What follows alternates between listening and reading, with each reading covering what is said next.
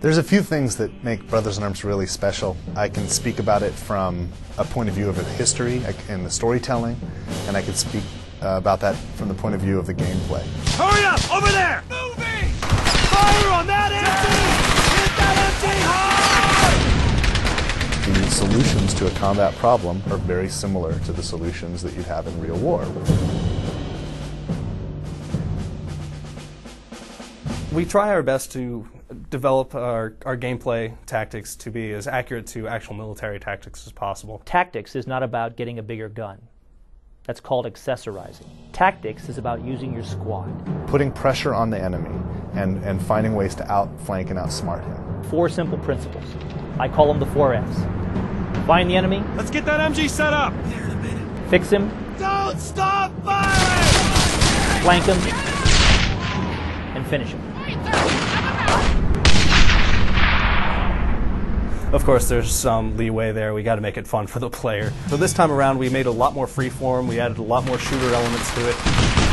In the past, we put such a strong emphasis on squad combat that we took a lot of control away from the player. Set up the MG over there! We realized along the way that ultimately what we needed to do was not neuter the player's ability to be powerful, but to make his squads even more powerful, to make them more relevant. Go! Tell my squad to suppress the enemy or kill the enemy. In fact, if I get really good at the game and I choose to play it this way, I can beat the game without ever firing a shot. Now the player's viewing his squad as more of a weapon rather than a squad.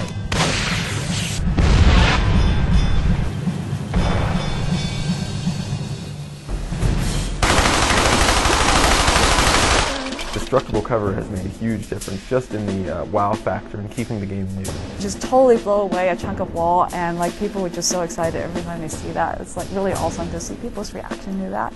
Introduces a bit of more of an element of time. You're behind a wall, and that wall may not be there for very long. You have to use tactics, but you have to use those tactics quickly, or you're not going to be around much longer. It's pretty technical, to make something blow up and make it look realistic. But then when you see it in the game and you see it blow up, you're like, that's awesome. Along with the destructible cover system, we have a gore system, which is pretty brutal, actually. We have a really awesome gore system. You can tear out limbs and arms. Part of our push for authenticity was that we didn't want to pull any punches as far as the effects of these.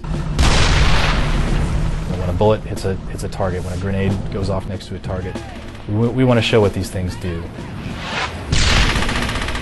We get into this, what we call an action camera sequence. The camera goes in really close. I'm right on the guy, so as he's like flying through the air and getting blown up, I see an arm, get torn off, and a piece of his leg is like flying at the camera in glorious slow motion.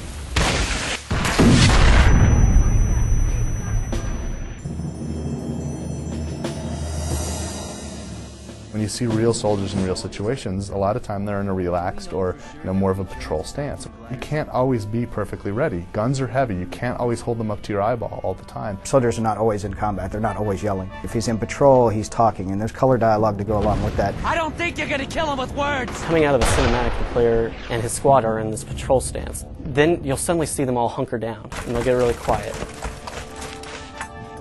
Start getting low, they start whispering. This spot doesn't look too safe. You notice Baker's voice changes. When he gives commands, he's whispering. Germans ahead.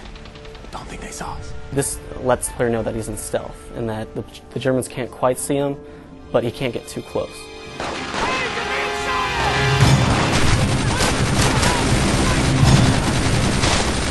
As soon as combat starts, we'll shift into a combat posture, and everybody will be screaming, and everybody's up when the gun's out, and we're firing. Face the fire! On that MG!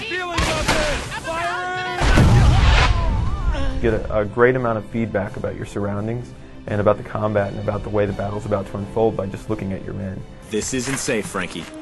Lighten up, Gorian. It's just a... There's also armor. There are artillery pieces like, the German side, the dreaded 88. 37mm cannons and all kinds of artillery pieces. And then there's also tanks. You can button up. That means you're going to get inside of your hatch, just use your main gun and your turret to take guys out. Or you can even climb up and get on top of the thing. You have a better view up there, and you can use the machine gun and just grind guys up. There's a lot of ways you can use a tank to cause havoc on the enemy. To me, the tanks are like, that's the dessert.